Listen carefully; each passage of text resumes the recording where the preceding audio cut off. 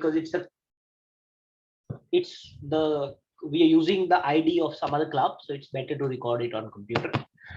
All right, so a very good evening to all of you. I see Rajiv and Shalu is also joined, the two Nestleites.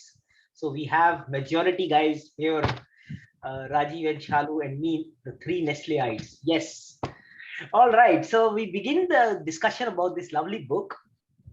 The book title is Good Vibes, Good Life. We were shortly talking, a while back, we were talking about wife and divorces and so on and so forth. And when I was reading this book, I used to tell everybody that it's good vibes, not good wives. So, so good vibe, good life. No doubt, good wife also means good life. But yes, all of us, or the ones who are married, have already good wife in that sense. So the whole theme of the book is about self-love, how self-love is the key to unlock your greatness. And the people who have read this book, number of people who have read this book have similar quotes to the one which you see on the screen. The book is going to change the world because it's already changed mine, or change the life because it's already changed mine. So that's the kind of impact this book has had on a number of people. It's not a very big book, smallish one, relatively 230 odd pages each page. The size of the book is small, so not very intense, light, but very rich on contents. So moving on, if you read about Vex King, who's the author of the book, he's from Indian background, I think settled in America, not very sure about that. So he is number one. The book is the number one bestseller of Sunday Times. It's been translated into 39 languages. Also, Vex King has recently published another book called Healing is the New High.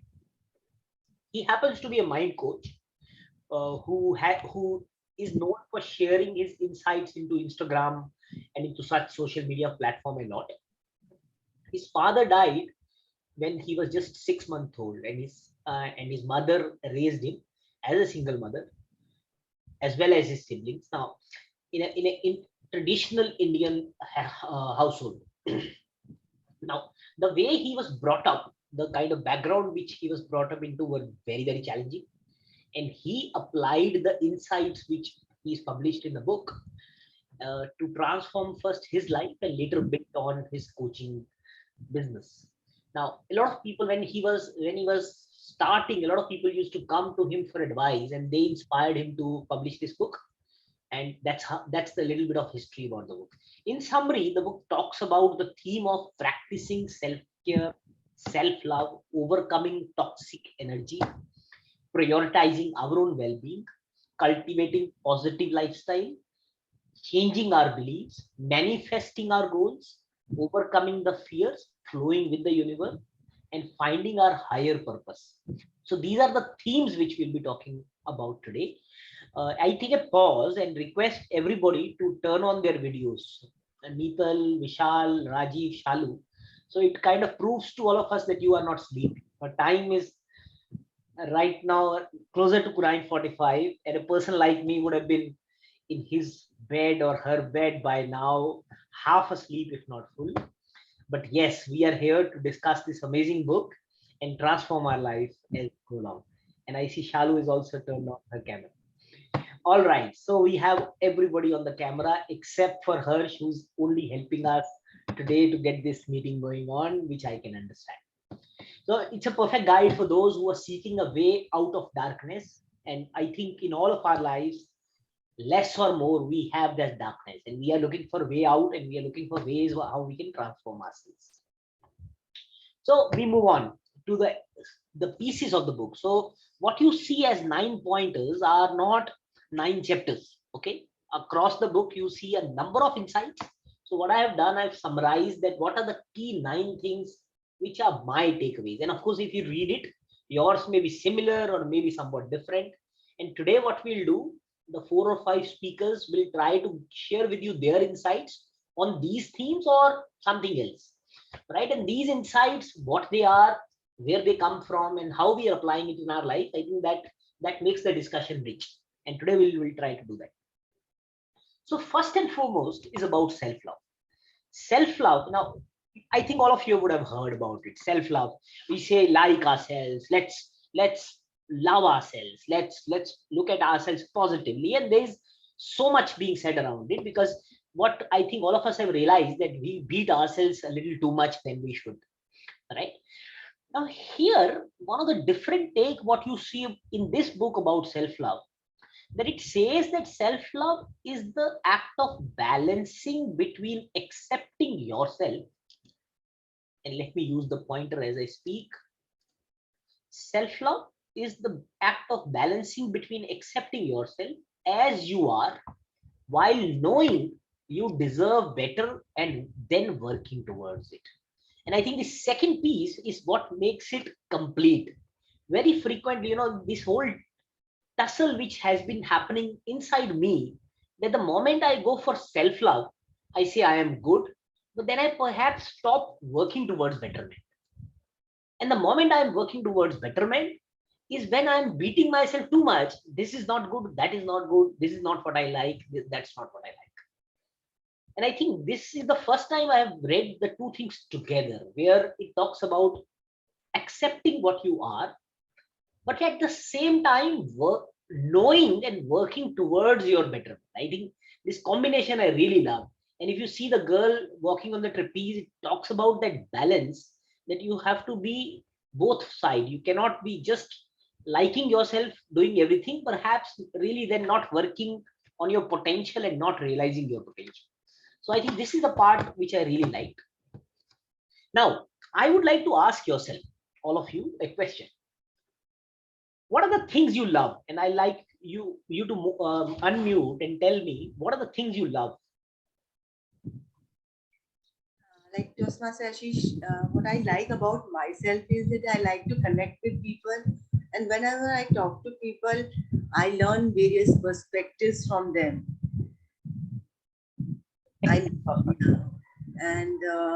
I also make out what can I be better at? How can I improve myself? Yes, I clarify the question to you. Question is slightly different. Question is not what you like about yourself.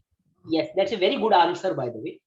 But the question is, what do you love in your life? If I have to ask you, what are the things or the people you love?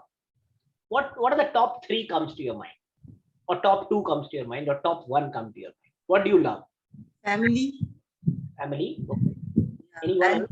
passion for public speaking. That passion for public speaking. Nice, interesting. Anyone else? Family, of course, is one. Passion for public speaking. What do we love? Yeah, Hitesh, go on, unmute and keep adding. Yeah, so I will not, so it is universally applicable, but I will speak for myself only. I would love to hear good things about myself from people, to be very honest. You love to hear good things about you. And you said it is absolutely universal. Fully agree. Anything else? What comes to your mind? When you say, what do you love? Like, I love cricket. I am proud to say that, I love cricket. And when Sachin Tendulkar was playing, his each and every run used to make me proud. I love reading, right? And we all have that huge list we love, right? A, B, I love this, I love that, I love that. Now, a very nice question is asked in this book, that if you are asked to name the things you love, how long would you take to name yourself? Right? It says that, guys, we are supposed to love ourselves also. Huh? I love Ashish. I don't love Ashish that, okay, he's Nestle employee, or he can be sometime a good speaker, or he likes this, or he likes music, or blah blah blah. So basically, the question is very intriguing. It says that how long will you take to name yourself? I love Ashish, I love myself. And I think whenever we talk about love, we talk about things or people we like, or we love, right?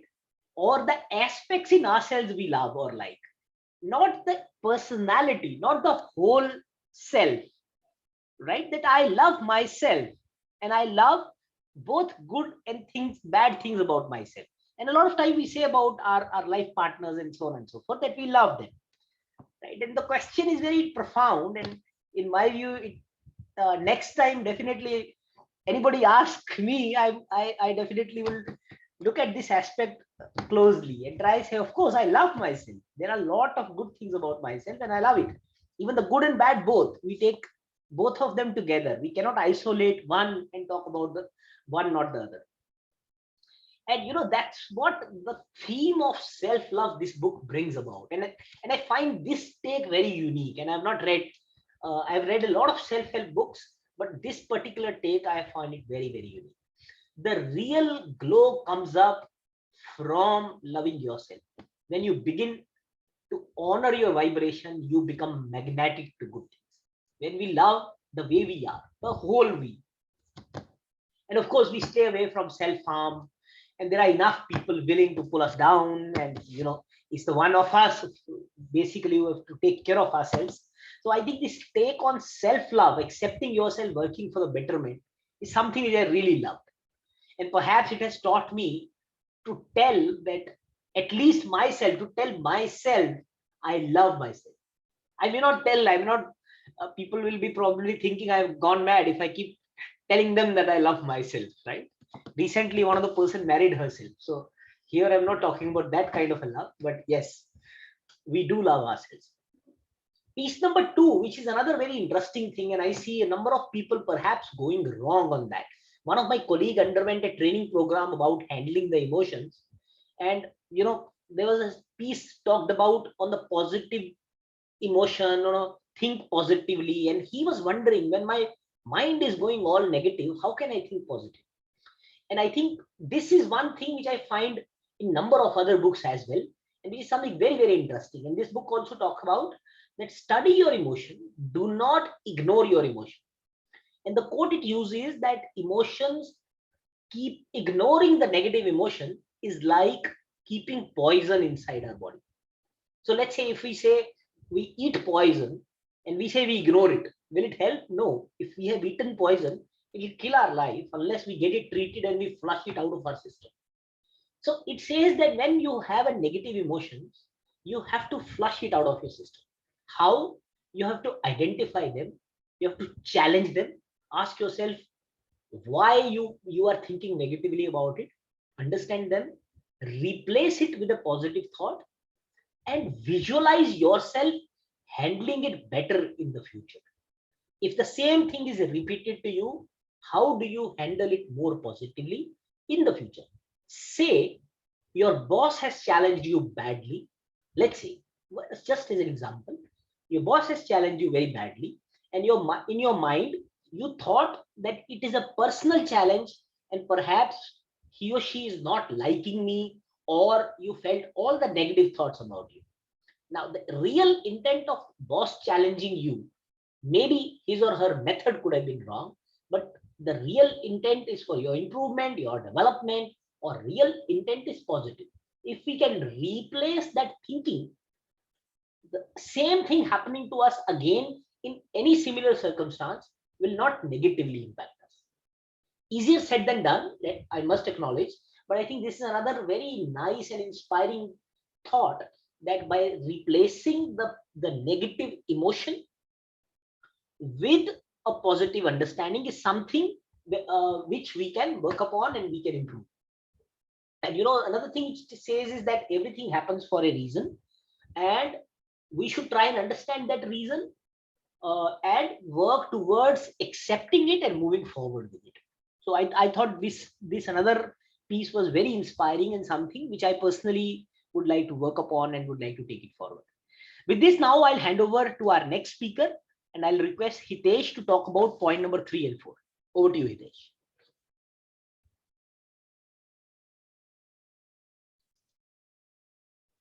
Thank you so much. Can I get the access of sharing the screen? I have just to show one photo, that's it.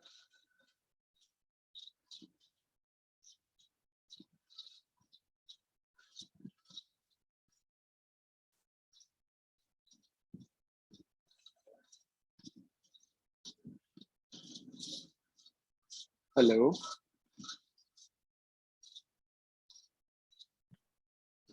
Am I audible? Hello. Yes, yes, yes. Now you are audible. You are on mute. Okay, I'm sorry.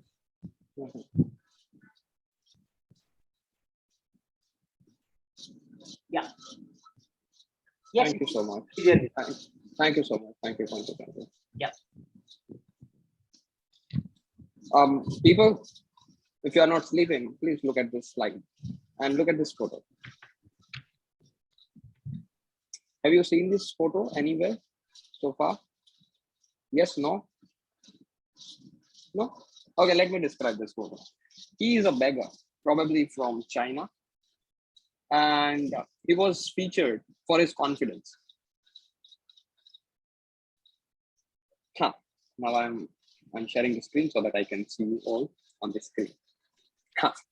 So I was watching an award show, being a Bollywood fan, and I show Deepika Padukone when host, uh, you know, came down to her to ask a few questions and act out few dialogues, and she was literally inconfident. She was shivering. She is a lady who has a big space in Bollywood industry. She has got money, she has got beauty, she has got everything. But what makes a person confident?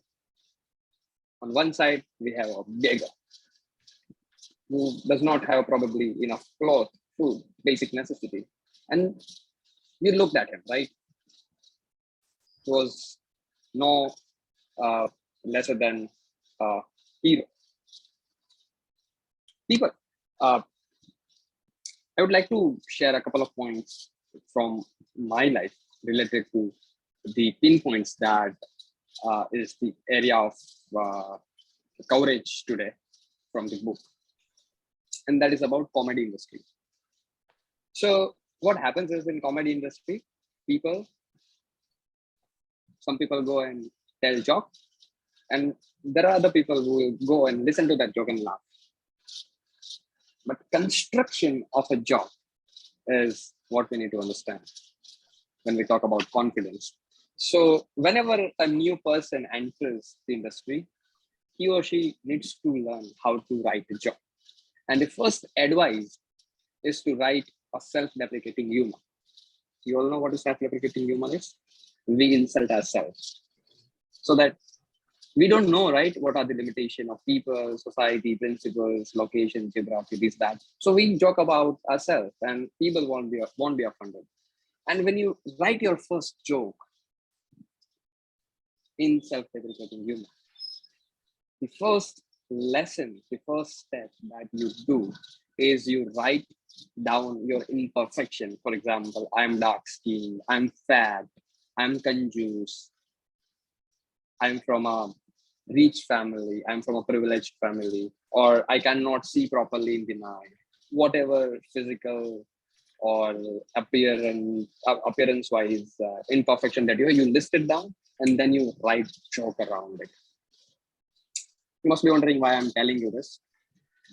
I'm telling you this because you know what is the beauty. What is when you see people around us, you will find the most charismatic person who will not bother about himself or herself. Who have if you he or she will not feel any kind of insecurity, uh, as in people will make fun of him, or why is he or she is wearing a particular trouser or a particular trouser, or why he or she is talking about a particular topic in this particular instance. No, they don't care. They accept everything in and out, and that's why they are found most charismatic. And this is the first stage to be confident, and probably the last stage. And that's what I have realized so far as well, as per my experience.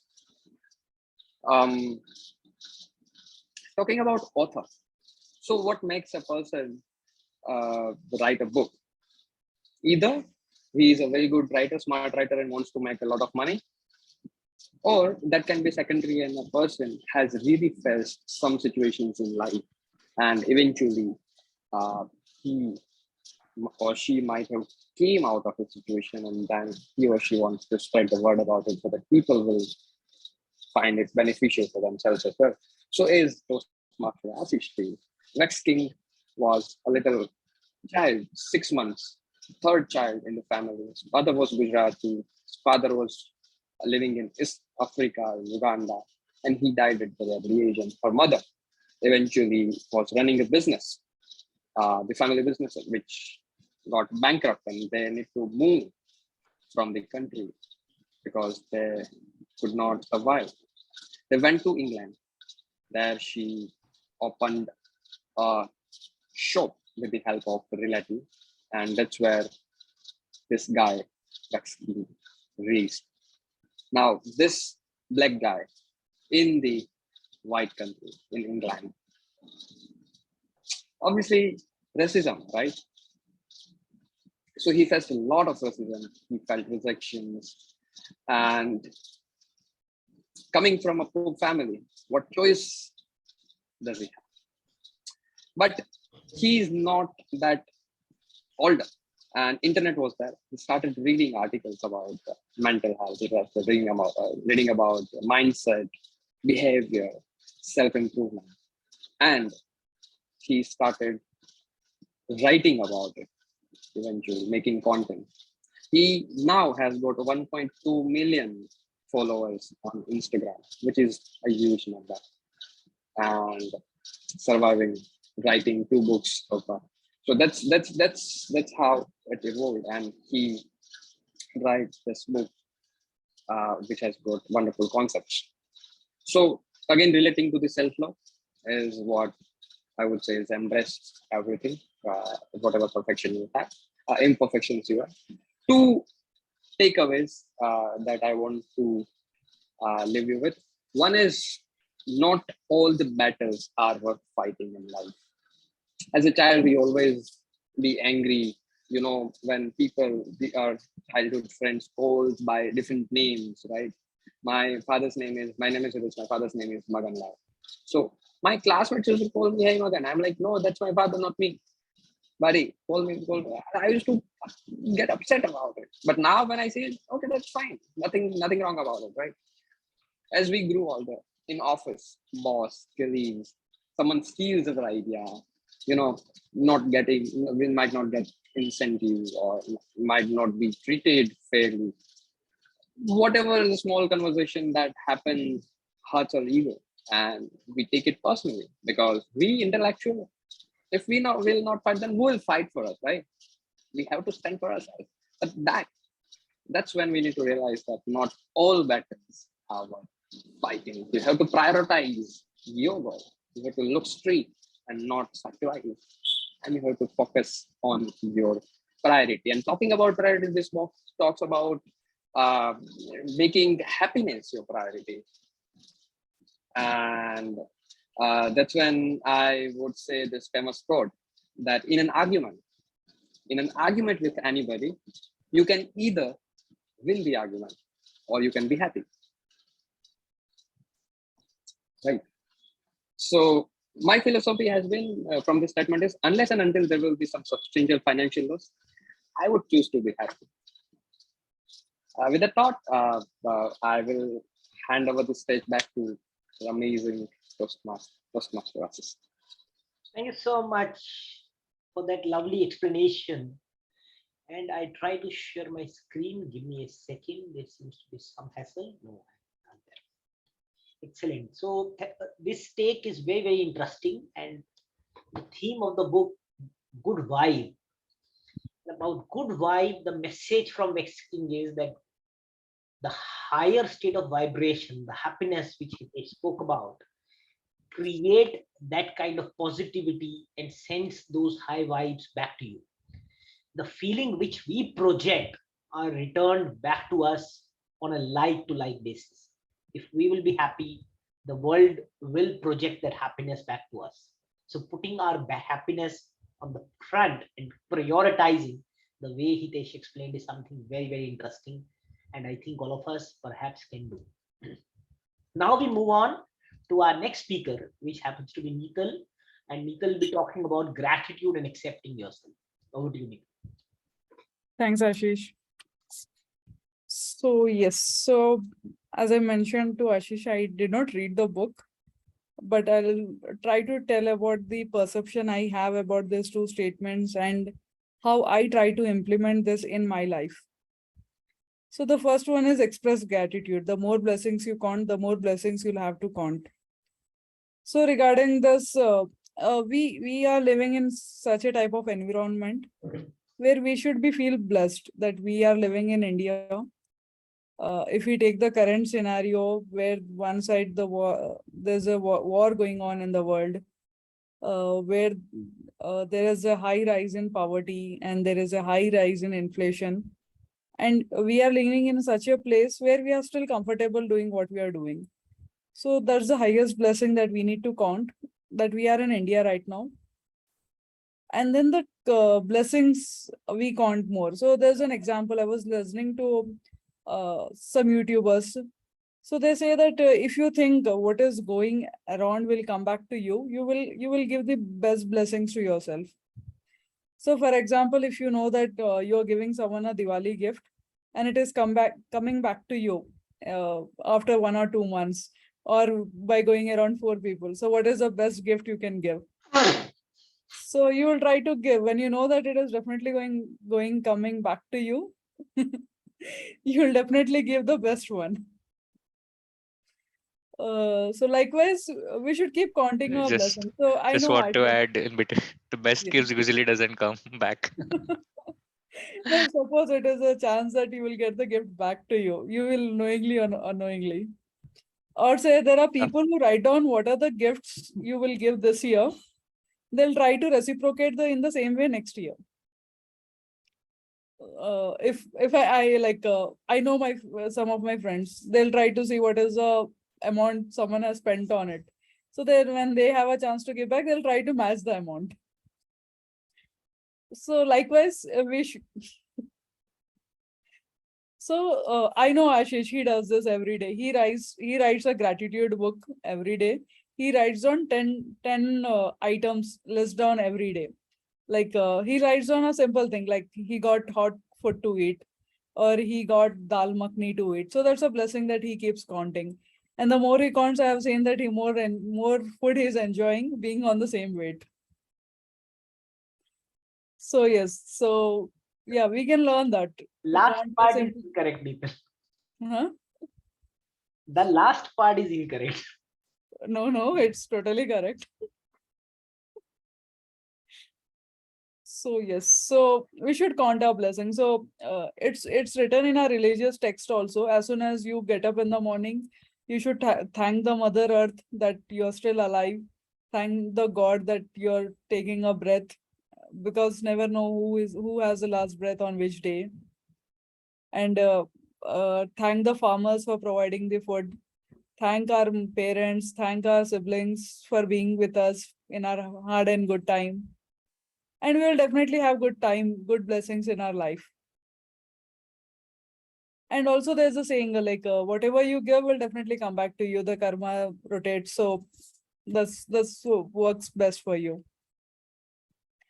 And the sixth point, accept yourself, appreciate your beauty, compare only with yourself and celebrate achievements.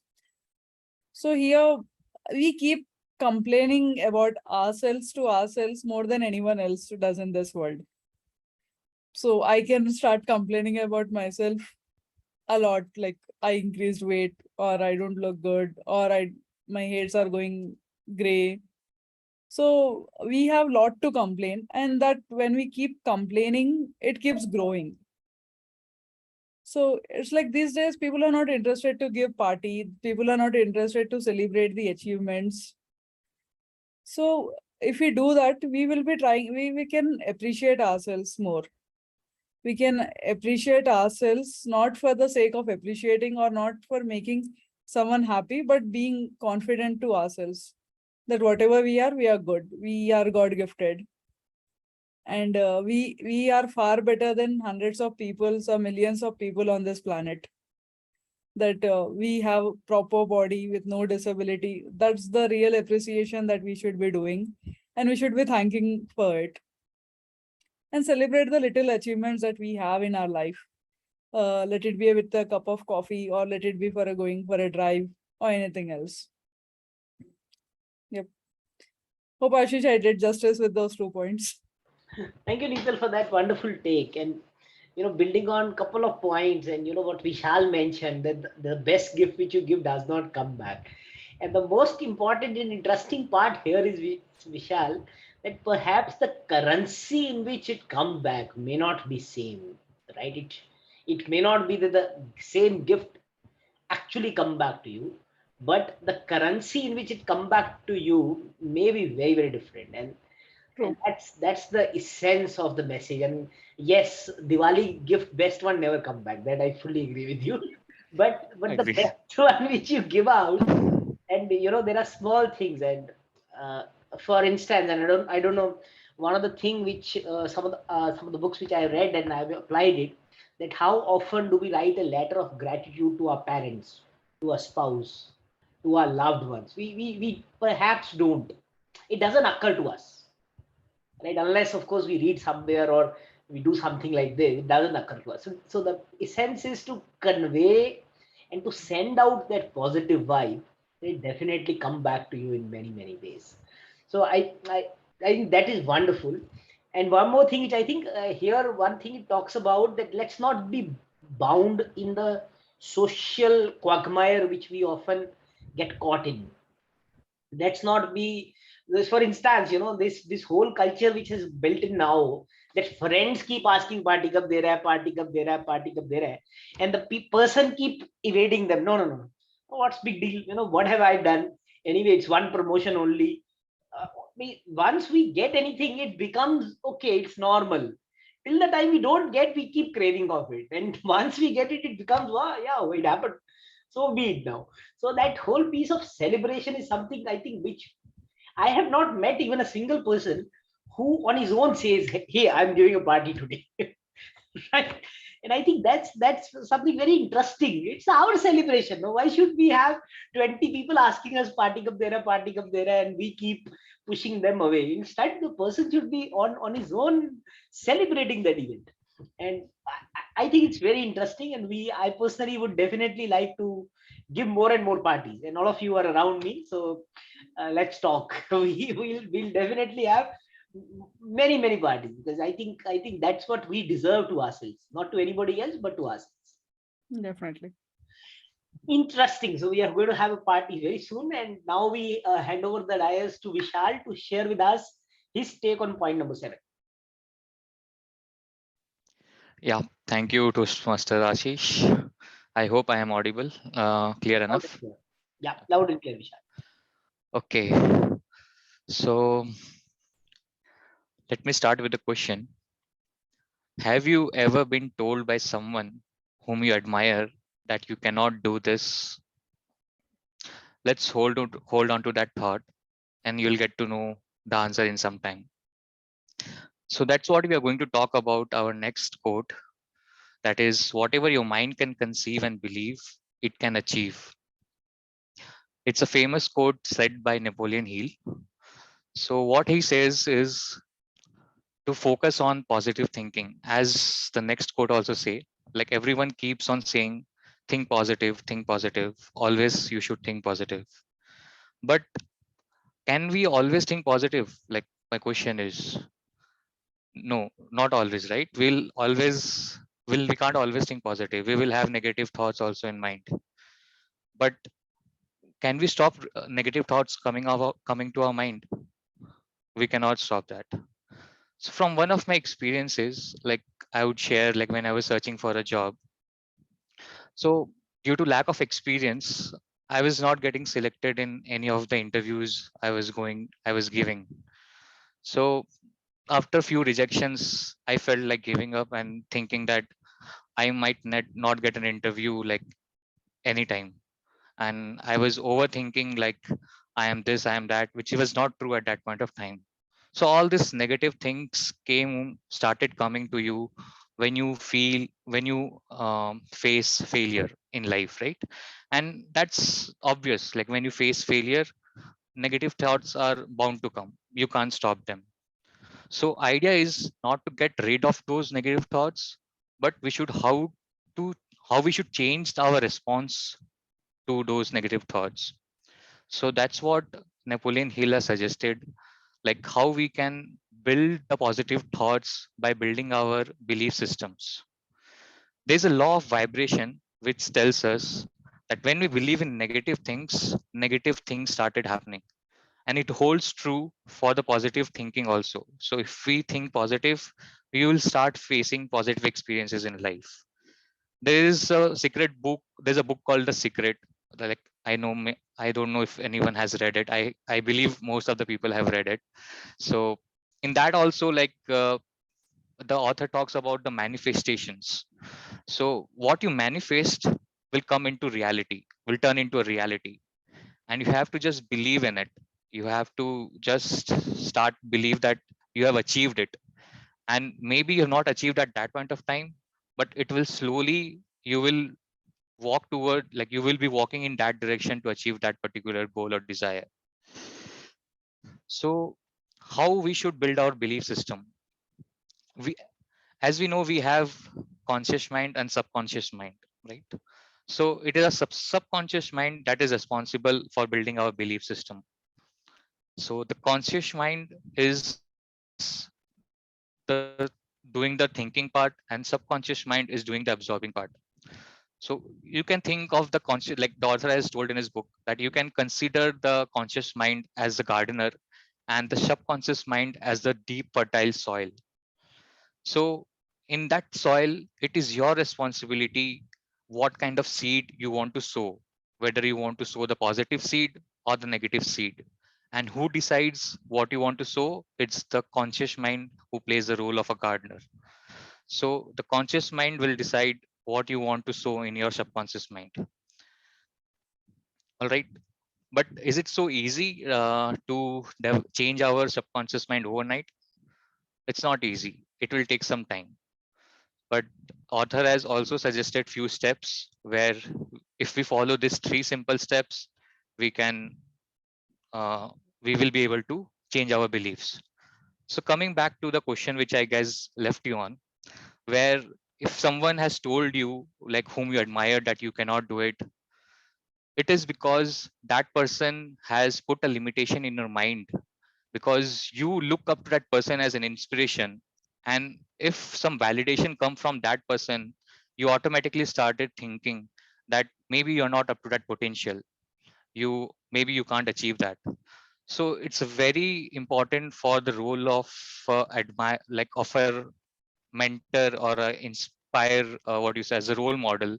If you want to inspire someone, to choose your words carefully, because sometimes you don't know, the people who admires them might take things very seriously, and they can start limiting their own potential. Okay, so let me come back to the 3 points which the author has told how we can do this, how we can build our belief system, and how we can improve our positive thinking. So he mentions the first step is, on a piece of paper, write down what are the goals or desires you want to achieve or you want to become. So remember one thing, so not to limit your thoughts or limit your potential when writing down the desire, because someone has told you that you cannot achieve it or you cannot become. So be very flexible and be very open and have that freedom to write down that desire or goal you want to achieve or you want to become. On the second page, he told, write down those things which you intend to give or you're willing to sacrifice in order to achieve that desire or goal. So r- whatever it's required, whatever it takes to achieve that goal, or whatever you need to do to turn into reality, write down the steps, write down in the positive affirmations that I have taken this step, I will be taking this step, instead of writing in the past tense or in the negative way. And the third thing he told us is to memorize this both the statements and repeat it a dozen times a day. Because when we tell it to ourselves, when we visualize what is the outcome of that dream or the goal we want to achieve, we actually have already become that. So there is like famous celebrities like Michael Jordan and Muhammad Ali, like when they were interviewed, like how they become a great personality. So they told that they have already achieved, that they have become a great boxer, or they have become a great basketball player. So you have to start believing it first, then only you can start achieving it. And I learn a lot from the movies. So there's one famous quote from this movie called Pursuit of Happiness. And if everyone has watched it, you must remember this dialogue from that famous movie. And I want to reiterate that dialogue. So Will Smith says to his son, "Don't ever let somebody tell you you can't do something, not even me. You got a dream, you protect it. People can't do something themselves. They want to tell you you can't do it too. If you want to get something, go get it. Period." So I want to leave you with this thought, and I want you to start believing in the things what you want to see and what you want to achieve. So remember, like the mind, whatever you conceive, you achieve that. So I'll just give it over to Toastmaster Ashish for further discussion. Thank you so much, Vishal, for that lovely take. Let's hear Toastmaster Dolly's experiences on these two. Thank you so much, Toastmaster Ashish. Think positive. You are one positive thought away from desirable outcome. Write your goals, visualize, and take actions. Some of the points have already been explained by Vishal. So there is a book called 10,000 Hour Rule by Maxwell, Clarkham Maxwell. So he said that nothing is those who are achievers or celebrities, they have not achieved everything or their success overnight. They have put in a lot of efforts, practice, and by staying positive and consistent in achieving their goals. It has only been possible because of these efforts by them. The approach should be positive in achieving the goal. So, who is called the god of cricket? Sachin. Sachin. Sachin Tendulkar, correctly said. So Sachin did not become star or the best cricketer overnight. He practiced so much. He had put in lot of efforts in practicing on the net and giving in 10,000 hours in so many years into this passionate sport of his, that is cricket. Then only he is remembered as in this way. That is why people talk about him. So whoever people we talk about, they have put in a lot of practice into their passionate goals and they have given commitment to it, to their goals. So we, as Vishal said, that there are so many thoughts that keep on coming on in our mind. Around 60 to 70,000 thoughts come to our mind on daily basis. But most of them are negative or waste thoughts. Only few are very positive thoughts. So we have to convert those positive thoughts and reduce our challenges. We have to work on those positive thoughts to achieve our goals. We have to shake off our doom or our negative thoughts, and then only it is possible for us to focus on what we want, what we desire in our life. So, has anybody practiced this, that staying all alone or like a couch potato the whole day when our mood is not good? So, have you ever achieved success in that phase or in that mood? No, No. no, it's not possible. To achieve something, we have to be happy and positive.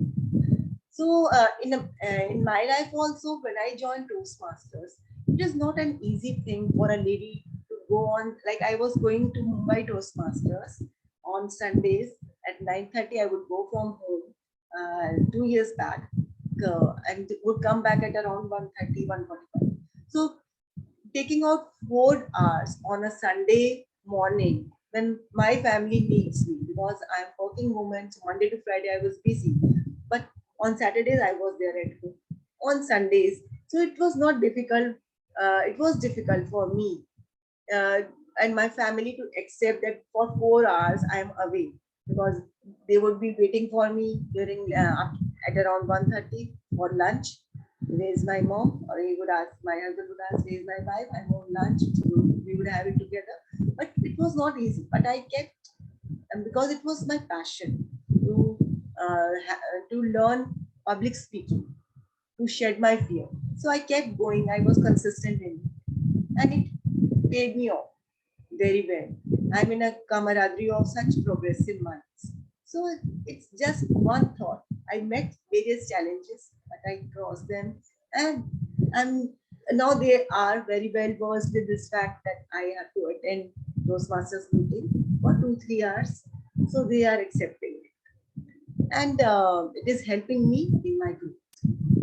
So we have to move with the positive things, and results will definitely come. Over to you, Toastmasters. Thank you so much, Toastmaster Dolly. That was lovely sharing. Thanks. And I can fully empathize. Once we are into family, for anyone it is difficult. There are expectations of people around us, and we have to balance it. And I think that's a wonderful example. And as they say, we are only one positive thought away from a more desirable outcome. So start cultivating that thought, and your desirable outcome is coming our way. Now moving on to the last piece, finding a higher purpose. And this is very, very inspiring. What this book talks about is that everything happens for a purpose, and we are here, we are present in our life, having all the potential which we have. All of us are highly educated, working for very good companies, and all this we have because there is a purpose, and life wants us to do something. God wants us to make this world a better place by what he has given to us. And of course, life will test us. It's not going to make it easy for us, because it knows that we are strong. If we were weak, perhaps it will not test us. Life knows that we are strong, and the pain which it will give us will make us furthermore stronger and help us realize our power. And I think that's very, very inspiring. Whenever we are going through the difficulty, and it's happened in number of phases in my life, and I kept telling myself that God is testing your shoulders, whether they have strength to take up the big things in life or not. And I think that thought really inspired me to walk through those difficult phases. And yes, we have a positive vibration, and we can do what is right to avoid gossip drama, and to do all the 10 things which are mentioned in this book. They are very simple, not so complicated, but quite powerful, to protect our vibe and to ensure that we are moving towards the direction in which we want to move. So in summary, we can judge less, we can spread love, we can share our smiles, we can work with passion, we can let go of negativity, we can count our blessings, we can choose faith over fears, we can believe in our dreams, we can respect our own needs, we can treat people with kindness, and we can do more and more things we love, protecting our vibe and spreading positive happiness in the world. That's the summary and the insights from this great, great book. I loved to hear your perspective and share mine. If you guys have any question, we'll be happy to answer. In the meantime, I am stopping the recording piece. Over to you. Any question, we'll be happy to answer. How to find purpose of